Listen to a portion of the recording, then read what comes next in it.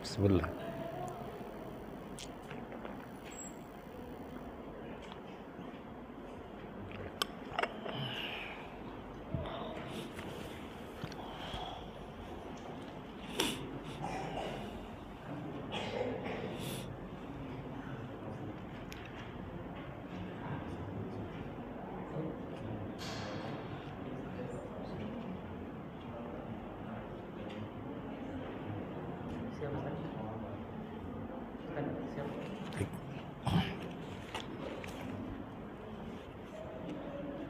Assalamualaikum warahmatullahi wabarakatuh.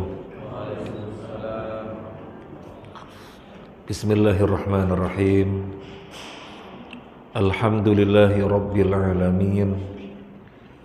Wa bihi nasta'inu ala umurid dunya waddin. Wassalatu wassalamu ala asyrafil anbiya'i wal mursalin wa ala alihi wa ashabihi ajma'in wa la hawla wa la quwwata illa billahil aliyyil azim. Ya ayyuhalladzina amanu taqullaha haqqa tuqatih wa la tamutunna illa wa antum muslimun. Wahai orang-orang yang beriman, bertakwalah kepada Allah dengan sebenar-benarnya bertakwa, dan janganlah kalian mati kecuali sebagai muslim, sebagai orang yang tunduk, patuh, taat, memasrahkan diri kepada Allah Azza wa Jalla. Maka terus kita upayakan perjalanan umur kita, perjalanan waktu kita semaksimal mungkin berupaya menggunakannya untuk bentuk-bentuk ketaatan, karena kita tidak tahu kapan mati dan lagi apa. Maka setiap saat kita mengupayakan bentuk-bentuk ketaatan.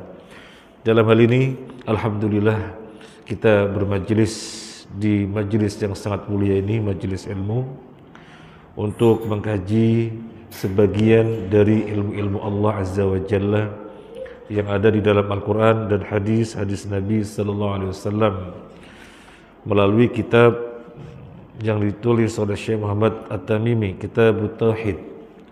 Ghafarallahu lahu wa rahimallahu lahu wa lana wa liwalidina wa li asatidina wa li masyayikhina wa li jamil muslimina wal muslimat, amin ya rabbal alamin. Sekarang kita memasuki bab 12, termasuk syirik, bernadar bukan karena Allah. Babu minasyirki an-nadru li ghairillah.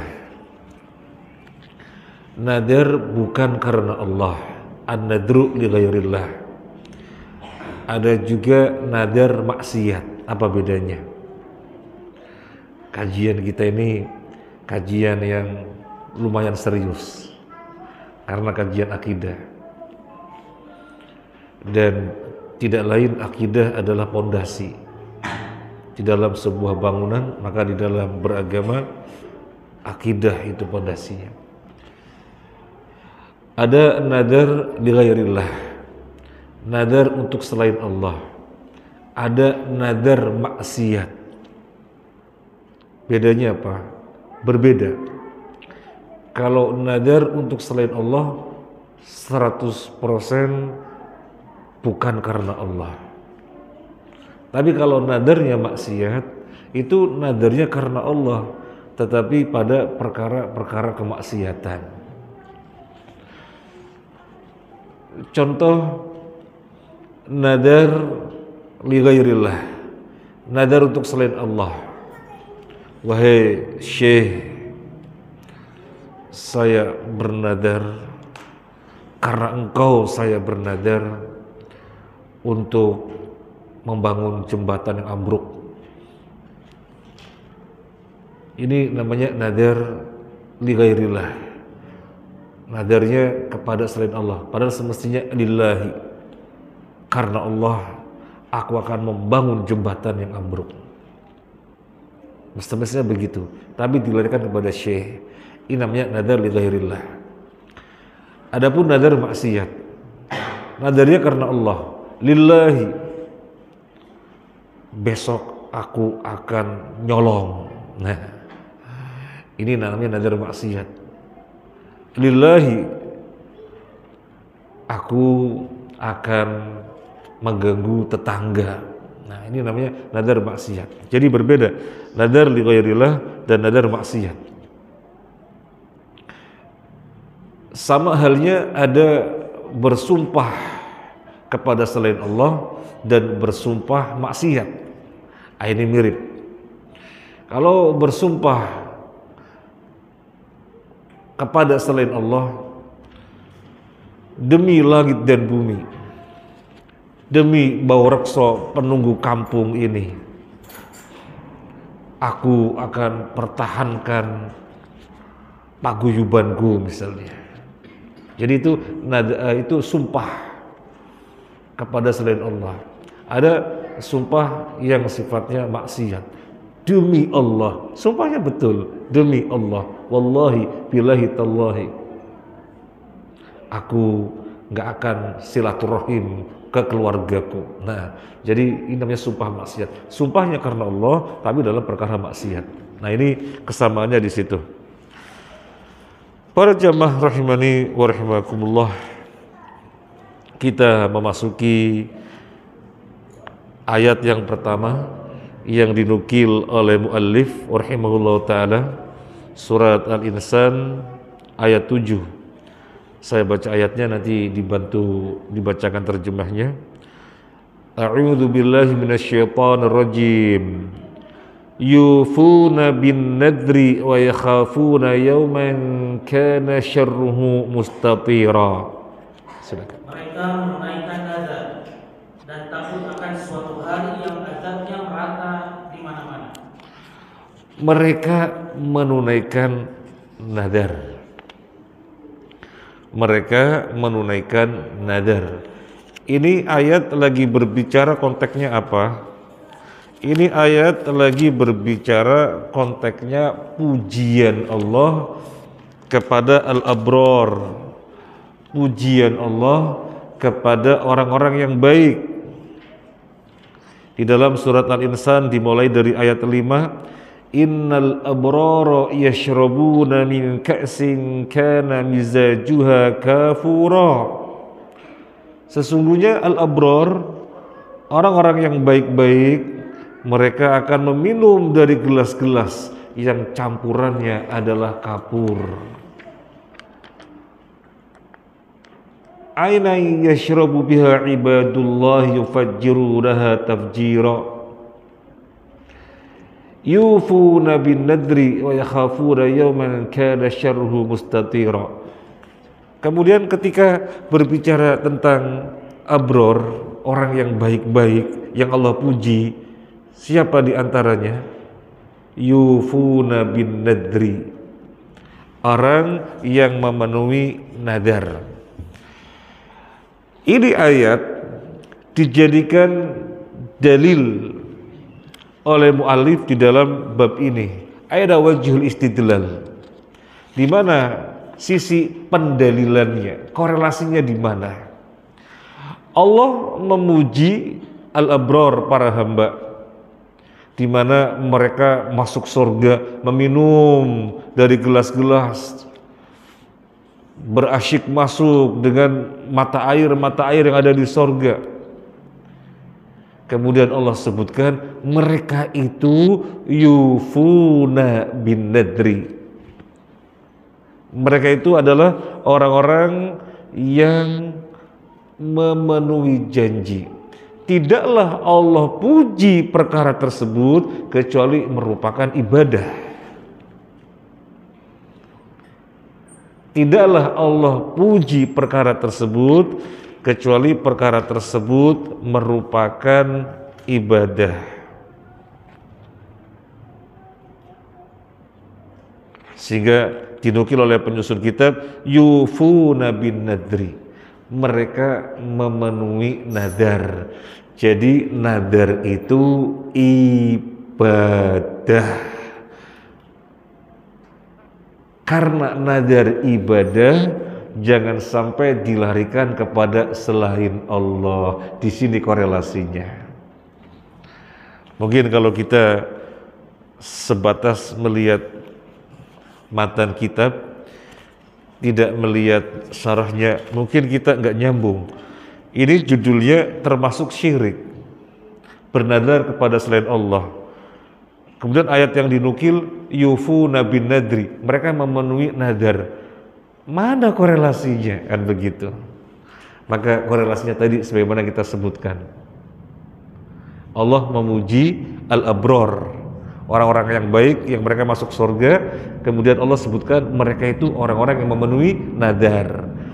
Allah memuji mereka di mana hal tersebut memasukkan mereka ke dalam surga, tidak lain itu perkara ibadah. Jadi nadar adalah ibadah, maka jangan sampai dilarikan kepada selain Allah. Kalau dilarikan kepada selain Allah namanya syirik, maka judulnya termasuk syirik. Bernadar bukan karena Allah. Syekh Utsaimin rahimahullah ta'ala ketika menjelaskan judul ini, beliau mengatakan akan lebih gamblang lagi kalau muallif penyusun kitab menyertakan surat Al-Baqarah ayat 270, wal yufu nudurahum, dan hendaklah mereka memenuhi nadar-nadar mereka. Maka akan lebih jelas lagi perkaranya, akan lebih gamblang lagi babnya ketika dilengkapi dengan Al-Baqarah 270, wal yufu nudurahum, hendaklah mereka memenuhi nadar-nadar mereka. Redaksinya dengan amr, redaksinya dengan amr, dengan kata kerja yang menunjukkan penegasan mereka harus memenuhi nadar karena dia adalah ibadah. Oleh karena itu jangan pernah dilarikan kecuali kepada Allah Azza wa Jalla. Kemudian yang berikutnya dinukil surat Al-Baqarah 270 yang tadi sebagiannya sudah kita bacakan.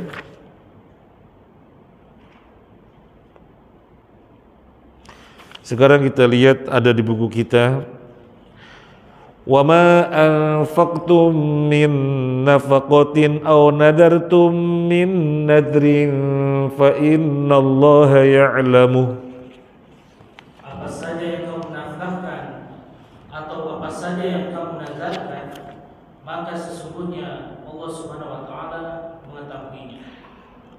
Wa ma anfaqtum min nafaqatin, apa yang kamu nafkahkan daripada nafkah.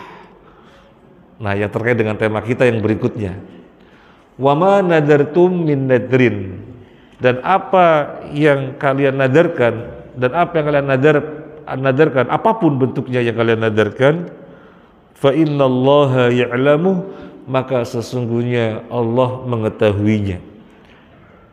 Ini yang kita garis bawahi, fa innallaha ya'lamu, maka sesungguhnya Allah mengetahuinya. Ta'liqu syai' bi'ilmillah dalilun ala annahu mahallul jaza. Sesuatu perkara yang diikatkan dengan ilmu Allah, maka menunjukkan itu perkara yang ada balasannya. Ente berbuat begitu ya, oh Allah tahu.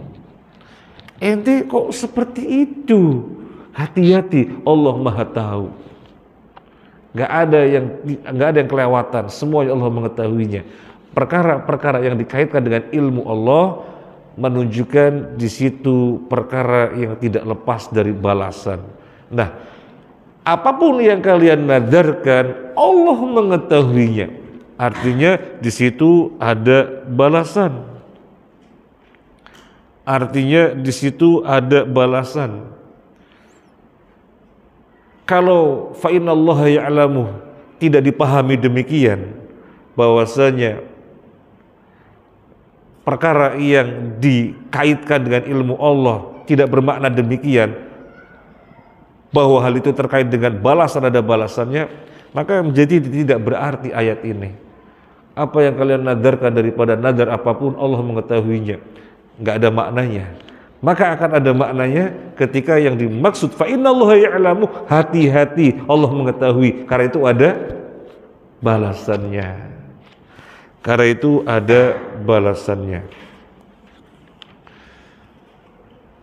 Para jamaah rahimani wa rahimakumullah, di antara yang kita mesti berhati-hati di dalam redaksi ayat disebutkan fa innallaha ya'lamu, Allah mengetahuinya. Kalau sampai salah di dalam nadar, yaitu dilarikan kepada selain Allah, itu sesuai dengan judul ini termasuk syirik. Jadi hati-hati, nanti ada balasannya. Kemudian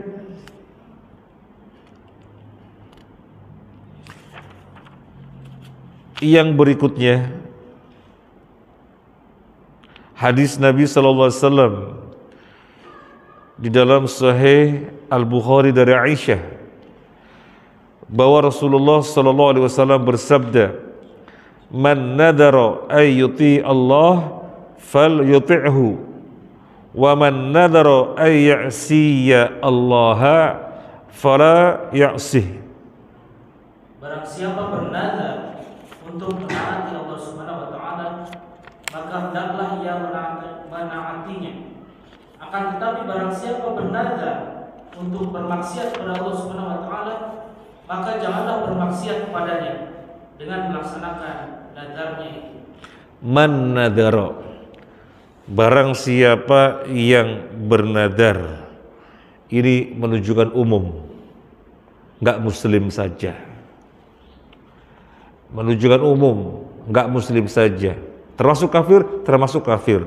Man nadara, barang siapa yang bernadar ayuti Allah, untuk mentaati Allah, fal yuti'hu, maka taatilah dia, penuhilah nadarnya.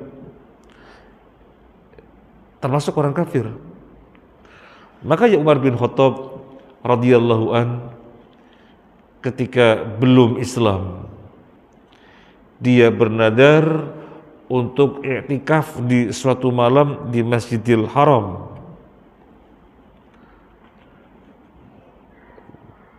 Kemudian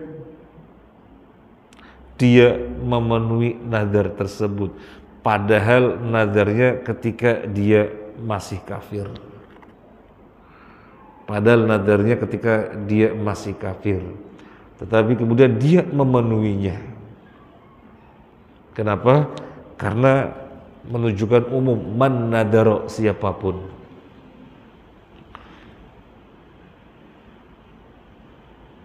Mungkin di sini jadi ada pertanyaan, loh, bukankah syariat itu untuk muslim saja? Bukankah syariat Allah turunkan untuk muslim saja? Enggak. Ajaran Allah, syariat Allah, aturan Allah, rambu-rambu Allah itu untuk seluruh manusia, bukan untuk muslim saja. Terus mereka berkewajiban sholat, berkewajiban puasa, berkewajiban haji, berkewajiban. Terus kalau sholat, haji, puasa apa sah? Enggak sah. Kenapa? Belum terdaftar, belum taken. Jadi mesti syahadat dulu, baru kemudian sah. Karena belum taken, memang berkewajiban, tetapi tidak ada artinya karena belum terdaftar.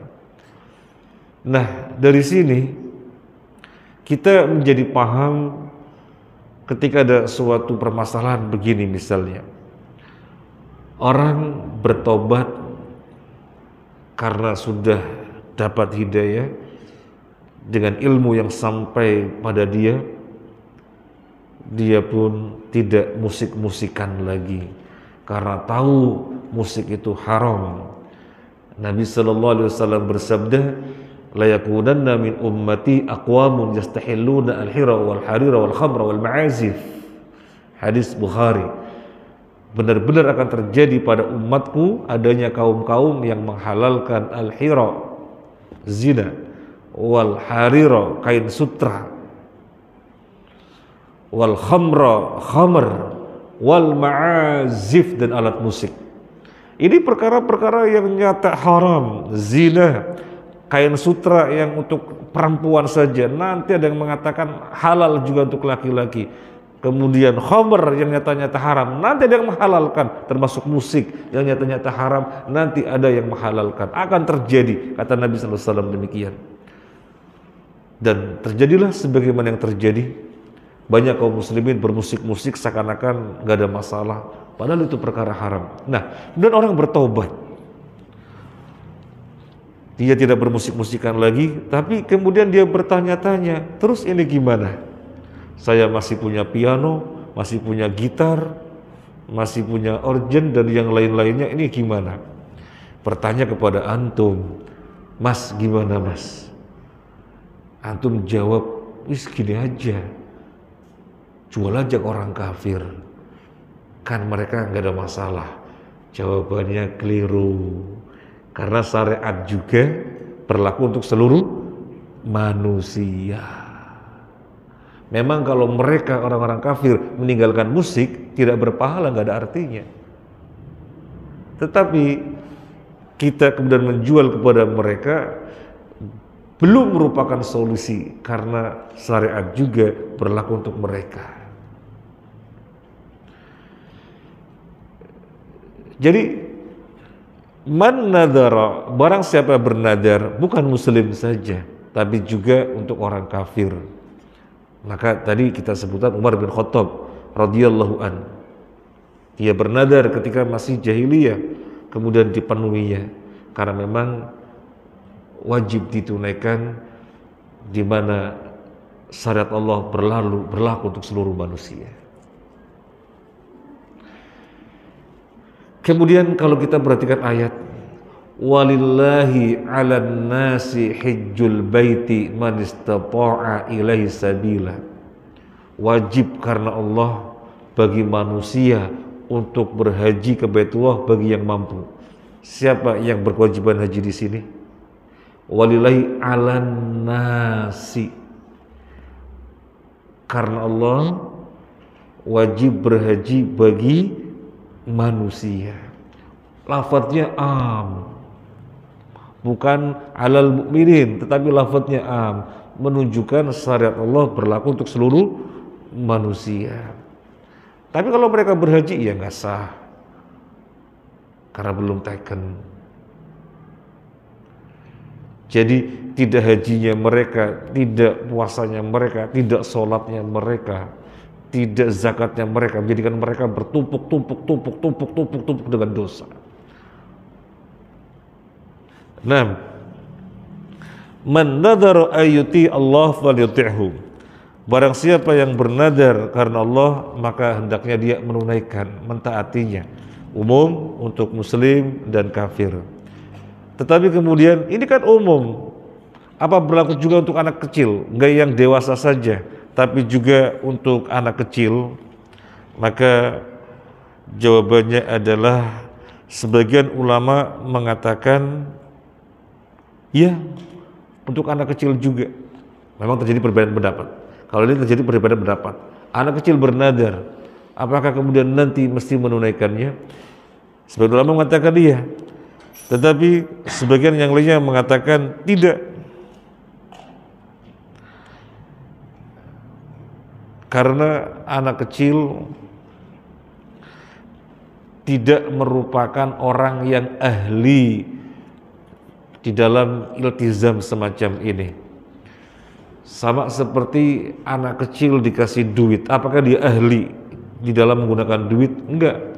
Bisa jadi dikasih 100.000 belinya kerupuk 2 butir kerupuk, karena dia bukan yang ahli, bukan orang yang ahli. Nah, maka meskipun lafadznya umum, kata Syekh Utsaimin, keluar dari keumuman ini anak kecil. Jadi untuk orang yang baligh atau dewasa dan umum seluruh manusia, kafir ataupun muslim.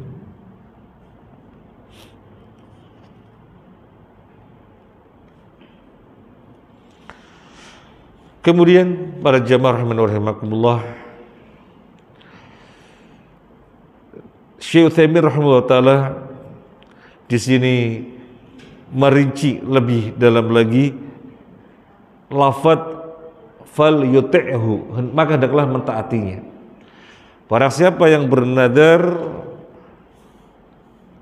untuk mentaati Allah, maka hendaklah dia mentaatinya. Kata-kata ta'atun, kata-kata taat bahasa Indonesianya, ta'atun bahasa Indonesianya taat. Artinya apa? Artinya muwafaqatul amri. Artinya menepatin suatu urusan. Kalau terkait dengan perintah, maka mengerjakannya. Kalau terkait dengan larangan, maka meninggalkannya. Muwafaqatul amri. Itu makna taat. Tapi kalau taat dengan maksiat disebutkan berbarengan. Ini bentuk ketaatan, ini bentuk kemaksiatan. Maka ketaatan terkait dengan tarkun nahyi,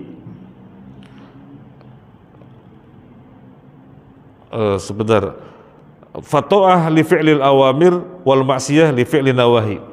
Kalau disebutkan ini bentuk-bentuk ketaatan, ini bentuk-bentuk kemaksiatan, disebutkan keduanya, ada kata taat, ada kata maksiat. Maka ketaatan menunjukkan mengerjakan perintah, kemudian maksiat artinya mengerjakan larangan. Jadi larangan dan perintah dibedakan. Mengerjakan perintah taat, mengerjakan larangan maksiat. Tapi kalau disebutkan taat secara sendiri, taat itu ya dua-duanya. Artinya muwafaqatul amr. Kalau sifatnya perintah mengerjakannya, kalau sifatnya larangan meninggalkannya. Nah, ini insya Allah gamblang dalam bahasa Indonesia. Kalau ada orang bernadar yang nadarnya adalah bentuk-bentuk ketaatan kepada Allah, maka dia mesti memenuhinya.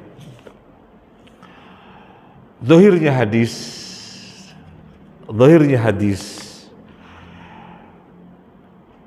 bentuk ketaatan apapun,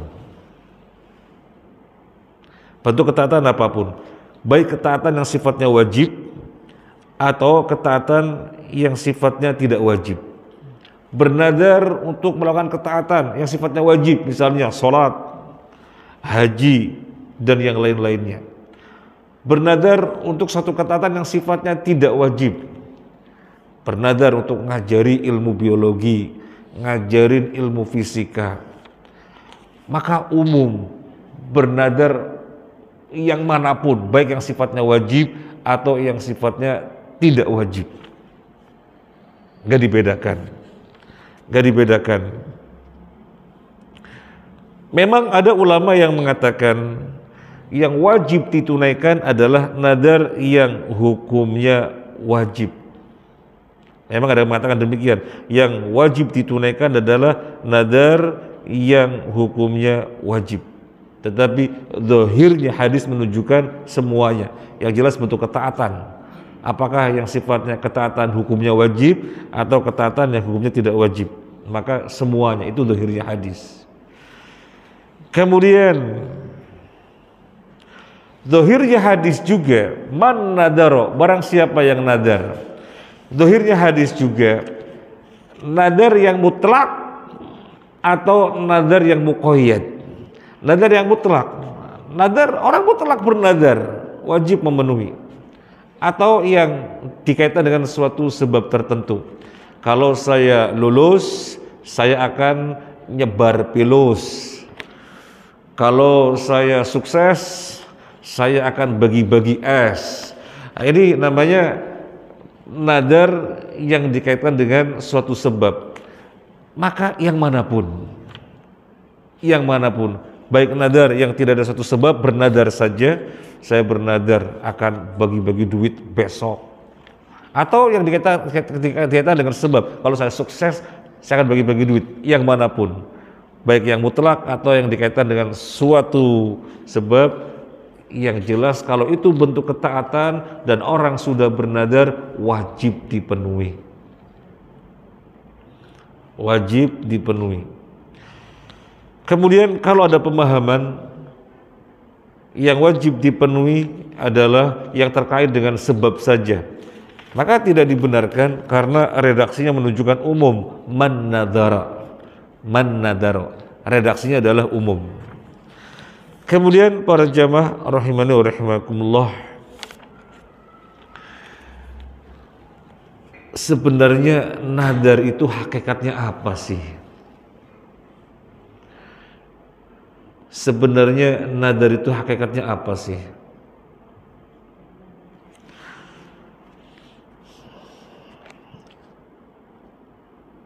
Nadar, Syekh Utsaimin mengatakan, wa'lam anna an-nadhra la ya'ti bi khairin walau kana nadru ta'ah. Nadar itu tidak pernah mendatangkan kebaikan meskipun di dalam nadar ketaatan. Sehingga ada yang mengatakan orang bernadar itu makruh. Hukum nadar makruh. Bahkan ada yang mengatakan hukum bernadar itu haram. Termasuk Syekhul Islam Ibnu Taimiyah rahimahullah ta'ala yang mengatakan hukum bernadar adalah haram. Bagaimana sisi fikihnya, sisi pemahamannya sehingga dikatakan haram? Li'annaka tulzimu nafsaka bi amrin anta fi afiyatin minhu. Karena Anda mewajibkan diri Anda terhadap suatu perkara yang Anda yakin bisa menunaikannya. Padahal siapa yang tahu? Kalau saya sukses, saya akan begini. Iya, sukses memang sukses. Tapi pas sukses, apa Anda masih hidup? Wah, jadi Anda melazimi, mewajibkan diri Anda dengan suatu perkara yang Anda merasa pasti bisa menunaikannya. Maka ini bentuk tidak beradab kepada Allah. Padahal kita kalau menyatakan sesuatu yang kita belum tahu pasti kejadiannya, kita mesti mengatakan insya Allah. Lalu kemudian orang bernadar, kalau saya sukses, saya akan bagi duit. Allah kasih kesuksesan, tapi pada saat yang sama apa dia pasti masih hidup? Nah, kemudian wa kam min insanin nadara wa akhiran nadama. Betapa banyak orang yang bernadar tetapi kemudian yang berikutnya menyesal. Wa rubbama lam yaf'al, dan bisa jadi tidak menunaikannya. Bukan sekedar menyesal lalu menunaikan, enggak, menyesal dan tidak menunaikan, betapa banyak. Sehingga kemudian Syekhul Islam Ibnu Taimiyah mengatakan hukum bernadar itu haram. Ulama yang lainnya mengatakan hukum bernadar itu makruh. Pada pertemuan yang lalu sudah kita bacakan nas bahwasanya Nabi SAW bersabda, nadar hanya akan menjadi, yang maknanya nadar hanya akan menjadikan kita bakhil, karena mau berbuat kebaikan saja mesti pakai persyaratan. Maka ulama di antara dua, kalau enggak haram makruh, kalau enggak makruh haram. Kemudian dinukilkan di sini dalil yang menunjukkan bahwasanya yang kuat adalah haram. Hukum nadar yang kuat adalah haram. Dinukilkan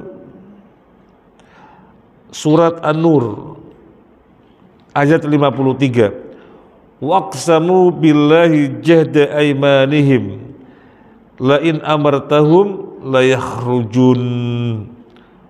Mereka bersumpah dengan Allah dengan kesungguhan sumpah bahwa kalau kamu memerintahkan mereka untuk berangkat jihad, mereka benar-benar akan berangkat.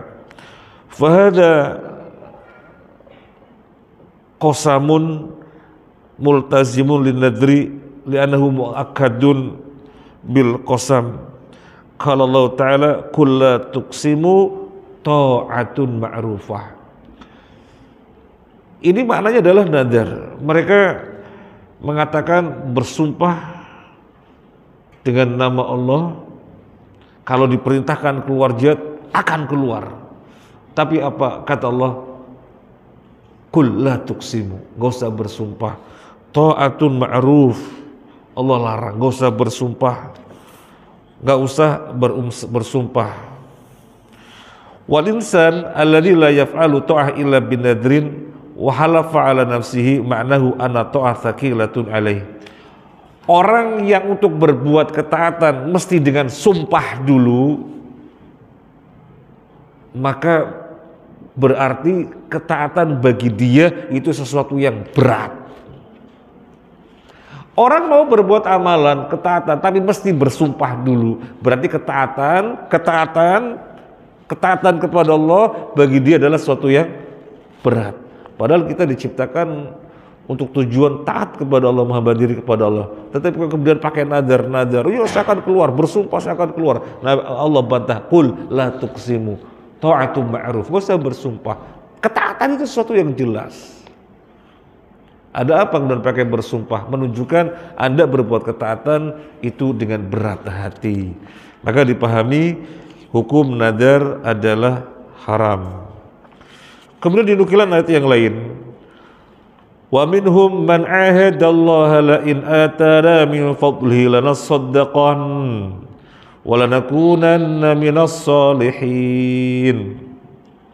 Ini nadar yang mu'allaq, nadar yang terkait dengan suatu sebab tadi. Dan di antara mereka ada yang berjanji, kalau Allah memberikan kepada kami dari karunia-Nya, kami akan bersedekah, kami akan menjadi orang yang soleh. Lanjutan ayat ini, falamma atahum min fadlihi bakhilu bih wa tawallaw wa hum mu'ridun. Ketika Allah berikan kepada mereka dari karunia-Nya, mereka menjadi bakhil. Wa tawallaw wa hum mu'ridun, mereka berpaling, mereka menghindar. Fa'aqabahum nifaqan fi qulubihim ila yaumi yalqawnahu bima akhlafullaha ma'adu wa bima kanu yakdzibun. Maka Allah pun tempatkan nifak di dalam hati mereka sampai hari kiamat. Nah, ini balasan untuk orang yang bernadar tadi, mau bersedekah, mau jadi orang soleh, syaratnya kalau Allah memberikan dari karunia-Nya. Ini dinukil penguat dalil hukum nadar adalah haram. Nah, kita jadi bertanya, tapi kan hadisnya yang sedang kita bahas, man nadaro ayuti Allah fal yuti'hu. Ibu bisa memahami nggih? Ini memang pembahasannya serius. Kalau tidak dengan konsentrasi kelewatan. Ya. Ibu bisa memahami nggih? Barang siapa yang bernadar untuk mentaati Allah, maka taatilah.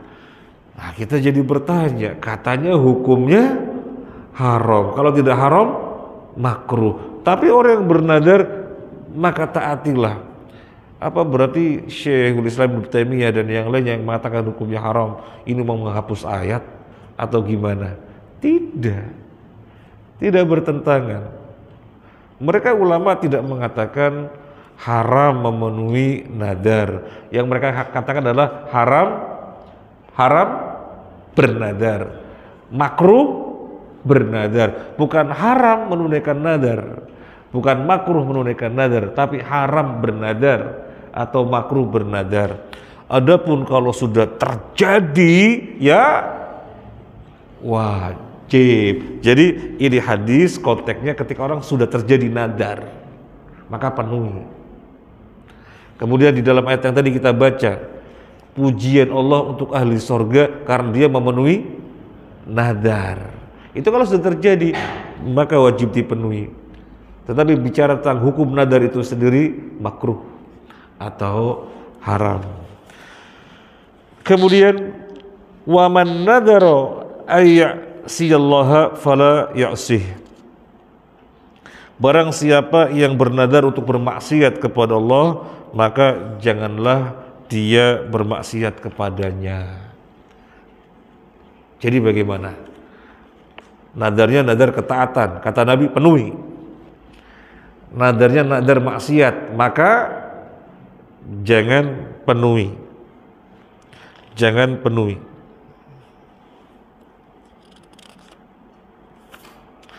Kemudian sekarang kita bahas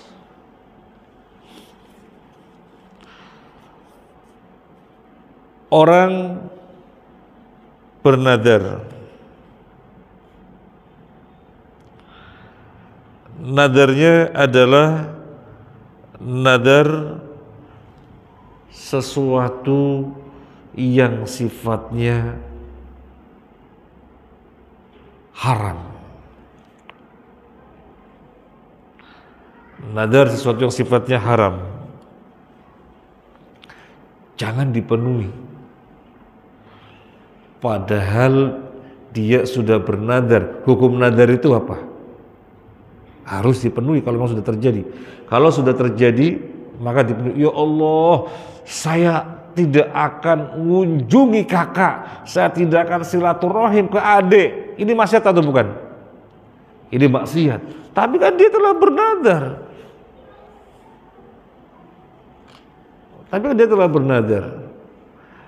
Nadar karena Allah. Ya betul, kan nadar harus karena Allah. Kalau nadar selain Allah terjadi kesyirikan, karena dia adalah ibadah. Sudah kita bahas di awal tadi, nadar itu ibadah. Nah sekarang karena Allah, ya betul karena Allah, tetapi sesuatu yang dinadarkan, al-mandhur, sesuatu yang dinadarkan sifatnya maksiat, maka jangan dipenuhi. Tetapi karena dia terikat dengan suatu janji, dia mesti bayar kafarat sumpah. Kafaratnya sumpah, kafaratu yamin. Nggak boleh. Iya betul nggak boleh. Karena itu maksiat. Tapi kan nadar, berarti ada yang akid. Anda terikat dengan suatu janji. Maka Anda wajib membayar kafarat. Kafaratnya kafarat sumpah.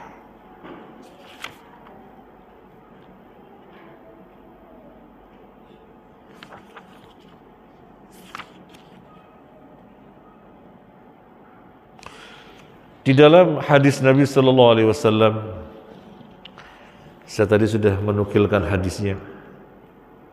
Orang yang bersumpah suatu keburukan, tapi kemudian dia melihat sesuatu yang lebih baik, maka ambillah sesuatu yang lebih baik. Itu hadis Nabi Sallallahu Alaihi Wasallam. Mungkin karena emosi sehingga meluap-luap, saya nggak akan nyapa dia sampai mati. Kemudian setelah itu dia dituntun oleh ilmu yang ada pada dirinya. Anda keliru. Gimana Anda bersumpah untuk tidak sambung silaturahim, untuk tidak nyapa? Anda keliru. Oh, dia melihat sesuatu yang baik, sesuatu yang lebih baik, berarti tetap nyambung, tetap silaturahim. Maka ambillah yang lebih baik. Terus yang tadi sudah sumpah bagaimana? Ganti dengan kafaratu yamin. Kafarahnya orang bersumpah. Sama seperti orang yang melakukan dihar. Seperti orang yang melakukan dihar. Dihar itu apa? Mengharamkan diri untuk menyentuh istri. Kalau di dalam ungkapan orang Arab, punggungmu seperti punggung ibuku. Jadi punggungmu seperti punggung ibuku. Yang dikehendaki dari ungkapan ini adalah bahwasanya dia mengharamkan diri dari menyentuhnya. Semacam ini maksiat atau bukan? Maksiat atau bukan? Maksiat. Perkara yang halal kok diharamkan, maksiat. Halal kok diharamkan. Orang yang punya satu pengen dua, yang dua pengen tiga, tiga pengen empat. Nah, ini cuma satu diharamkan lagi. Maka dia suruh membatalkan sumpahnya itu, tetapi bayar kafaratu yamin. Jadi kafara sumpah. Nah, apa kafaratnya sumpah? Kita melihat apa kafaratnya sumpah. La yu'akhidukumullahu billaghwi fi aymanikum walakin yu'akhidukum bima aqadtumul ayman.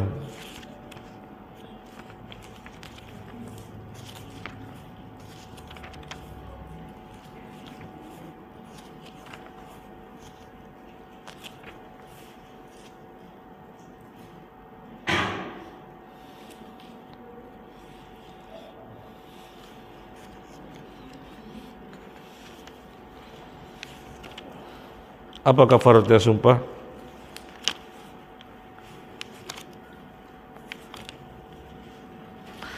Itu surat apa? La yu'akhidukumullahu billaghwi fi aymanikum.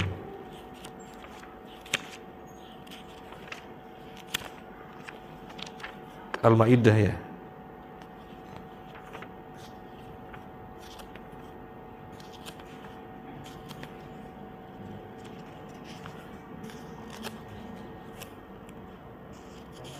Ayat Al-Maidah ayat dibaca.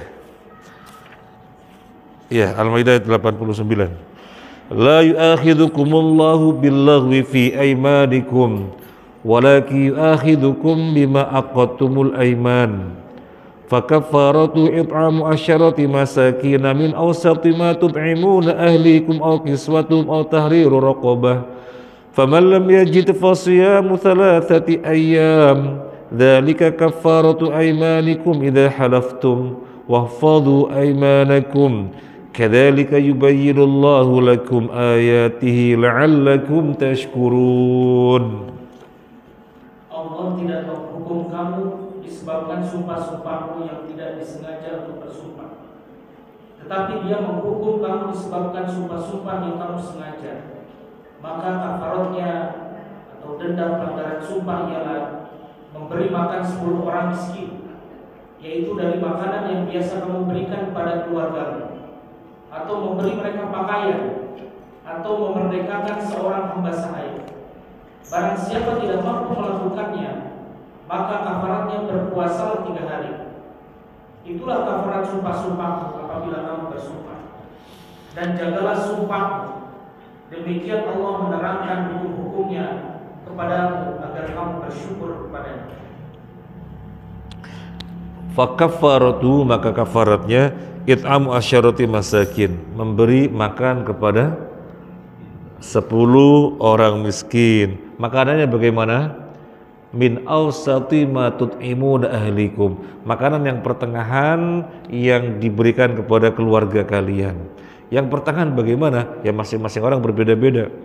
Mungkin ada orang yang ngasih makan keluarganya biasanya daging sapi, kemudian daging kambing, daging onta, daging-dagingan terus. Ya pertengahan dari antara yang bisa diberikan. Ada orang yang biasa makannya mungkin jagung, mungkin tiwul, mungkin gatot, cemblem dan yang lainnya. Ya pertengahan dari yang biasa dimakan. Nah, kepada 10 orang. Au kiswatuhum, atau kalau nggak makanan memberi pakaian kepada mereka. Dan yang dimaksud dengan memberi pakaian adalah pakaian yang bisa menutupi aurat. Bukan kemudian yang penting memberi pakaian, tidak, pakaian yang menutupi aurat. Au tahriru raqabah, atau membebaskan budak. Kalau nggak bisa memberi makan, nggak bisa memberi pakaian, nggak bisa membebaskan budak, apalagi maka berpuasa 3 hari. Berpuasa 3 hari. Jadi yang melanggar nadar, atau nadar dalam maksiat, maksud saya nadar dalam maksiat, nadarnya benar karena Allah. Karena kalau nadarnya dilarikan kepada selain Allah, wa Syekh Abdul Qadir Jailani, saya bernadar, saya akan begini. Itu syirik. Nadarnya benar karena Allah. Ya Allah, saya bernadar. Tapi yang dinadarkan, al-mandur, sesuatu yang dinadarkan itu satu maksiat. Maka jangan dipenuhi. Kata Nabi SAW, wa man nadar ay ya'siyallah fala ya'sih. Barang siapa yang bernadar untuk bermaksiat kepada Allah, maka jangan bermaksiat kepadanya. Artinya jangan dipenuhi itu nadar, tapi an-nadru iyan akid.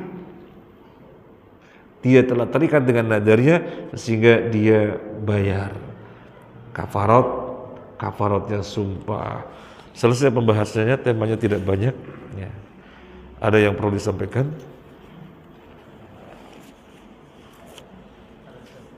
Silakan.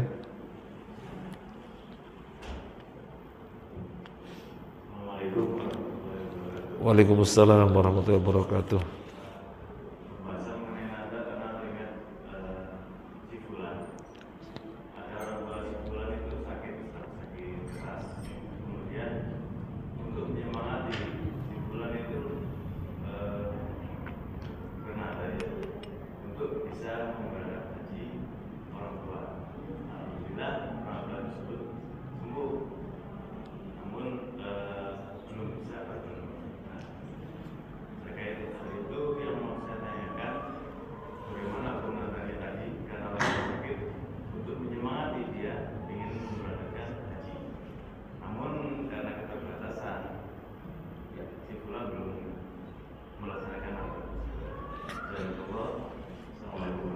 Waalaikumsalam warahmatullahi wabarakatuh.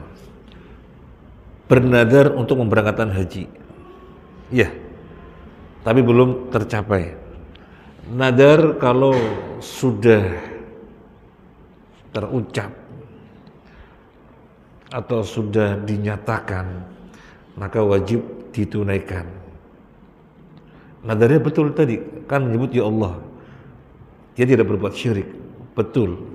Nadar adalah ibadah, maka dilarikan kepada Allah. Sekarang berkewajiban untuk menunaikannya.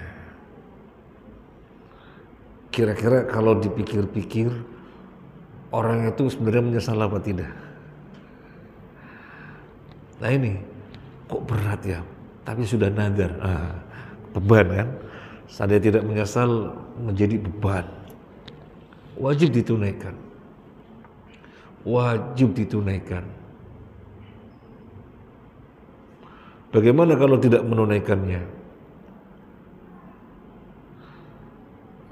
Kalau memang tidak menunaikannya, saya di sini belum bisa menjawab karena nadarnya sesuatu yang tinggi, haji.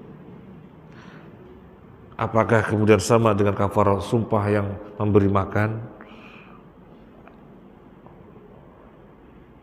memberi pakaian, membebaskan budak, kalau tidak mampu diganti dengan puasa 3 hari? Apakah demikian?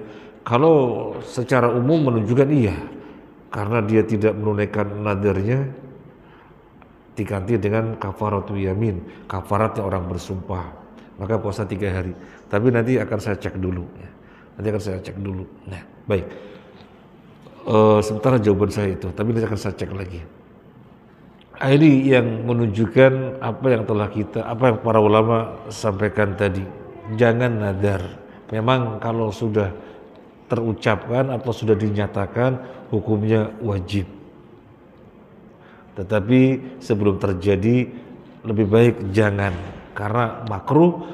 Terlebih ada ulama yang mengatakannya haram. Kita tambah sesuatu yang menguatkan lagi.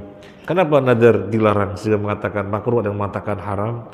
Karena dia berarti tidak yakin kepada Allah. Berarti seakan-akan dia memahami Allah baru ngasih fadluhu, baru mau ngasih rizkuhu, baru mau mengasih karunia-karunia kalau dengan persyaratan. Padahal karunia Allah sangat luas, rizki Allah sangat luas. Kenapa mesti pakai persyaratan? Seakan-akan dia memahami karunia Allah sempit, rezeki Allah sempit, baru akan diturunkan kalau pakai persyaratan. Nah, makanya jangan lakukan nadar. Baik, demikian. Oke, dia sampaikan yang lainnya.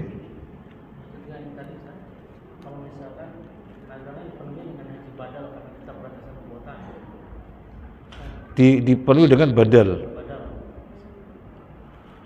Ya intinya dipenuhi. Kan nadarnya akan menghajikan. Kemudian meminta badal. Badal itu kan sah. Badal di dalamnya adalah perwakilan. Dan di dalam Islam itu bab wakalah sesuatu yang muktabar. Bab wakalah perwakilan sesuatu yang dianggap. Tetapi jangan salah, sekarang badal haji dengan langsung berangkat biayanya sama. Sekarang. Kalau sebelumnya badal haji ya 5 juta sudah cukup. Kita kontak kawan, misalnya kontak kawan di Madinah, tolong ente haji atas nama siapa? Kita kasih uang 5 juta untuk administrasi dan yang lainnya, itu udah cukup. Sekarang peraturannya nggak bisa.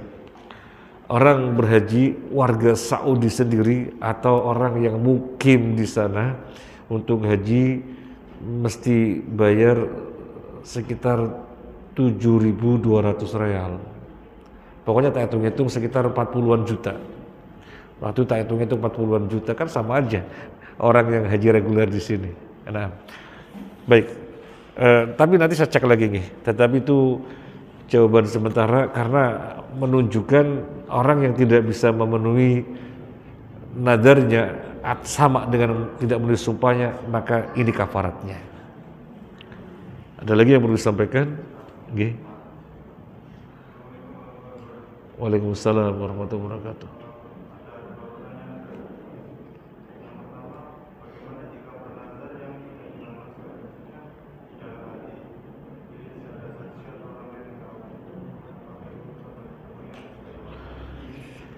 Satu-satu. Ada kalanya suatu angan-angan atau suatu keinginan. Ada kalanya memang nadar. Yang paling tahu siapa?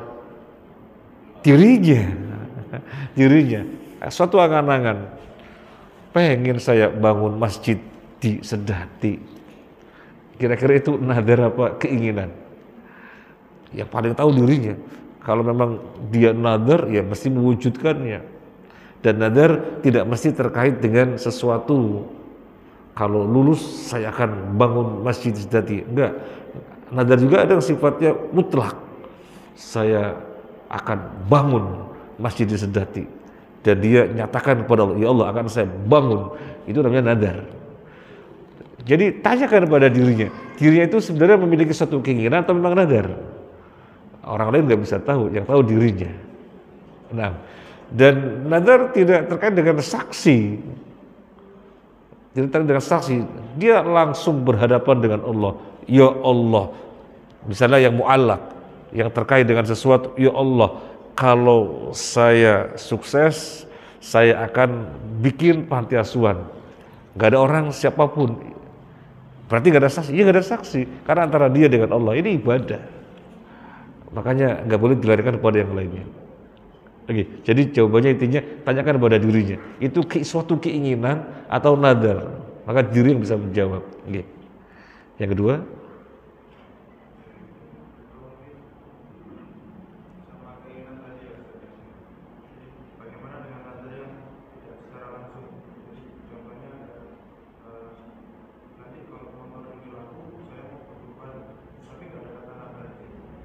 kalau motor ini laku, saya berkorban. Kemudian diikatkan kepada siapa? Kepada Syekh Abdul Qadir Jailani. Diikatkan kepada siapa? Kepada Allah. Ya Allah, kalau motor ini laku, saya akan berkorban. Nadar itu namanya. Nadar. Iya, nggak ada harus kata nadar. Tapi kalau itu maknanya adalah sumpah atau maknanya adalah nadar, maka dia adalah nadar. Ya, kalau motor ini laku, saya berkorban. Maka itu adalah nadar. Ya Allah, kalau motor ini laku, saya akan berkorban. Nadar. Tapi kalau keinginan, pengen saya berkorban. Mudah-mudahan motornya laku, saya nanti pengen berkorban. Ini keinginan. Ya. Nah, ada yang perlu sampaikan yang lainnya? Sudah cukup? Ibu-ibu ada yang perlu sampaikan?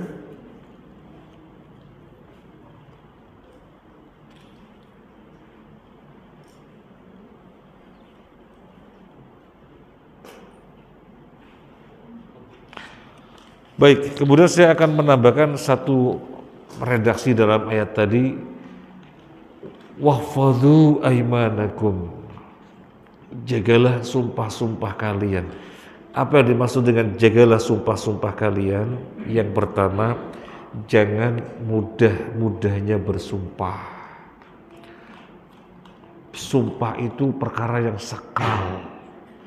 Jangan mudah-mudahnya bersumpah. Sekarang saya mau bertanya, yang dikenal dikit-dikit sumpah, dikit-dikit sumpah, dikit-dikit sumpah itu siapa? Dalam surat Al-Baqarah banyak. Dikit-dikit sumpah, dikit-dikit sumpah. Udah di dalam ayat-ayat yang surat-surat yang lainnya juga banyak. Bersumpah, bersumpah, bersumpah. Yang dikenal banyak bersumpah siapa? Munafik. Yang dikenal banyak bersumpah itu munafik. Karena orang munafik itu kan mereka di dalam bertindak tanduk, motivasinya pandangan-pandangan manusia. Motivasinya adalah penglihatan, pendengaran manusia, bukan karena Allah. Maka untuk bisa meyakinkan, bersumpah. Orang Muslim ketika berbuat, ketika bertindak tanduk, tendensinya adalah ridho Allah. Gak usah bersumpah, dikit-dikit bersumpah. Nah, itu yang membedakan munafik dengan muslim. Kemudian orang dikit-dikit sumpah, dikit-dikit sumpah dibandingkan dengan orang yang tidak pernah bersumpah. Tetapi nyata, gak pernah bersumpah tapi nyata. Kita bisa merasakan kita lebih nyaman dengan orang yang dikit-dikit sumpah atau lebih nyaman orang yang tidak pernah sumpah? Lebih nyaman dengan siapa? Lebih nyaman orang yang tidak pernah sumpah. Kenapa? Karena kita merasakan ucapannya benar, tindakannya benar, sehingga nggak perlu sumpah. Tapi kalau dikit-dikit sumpah menjadi diragukan.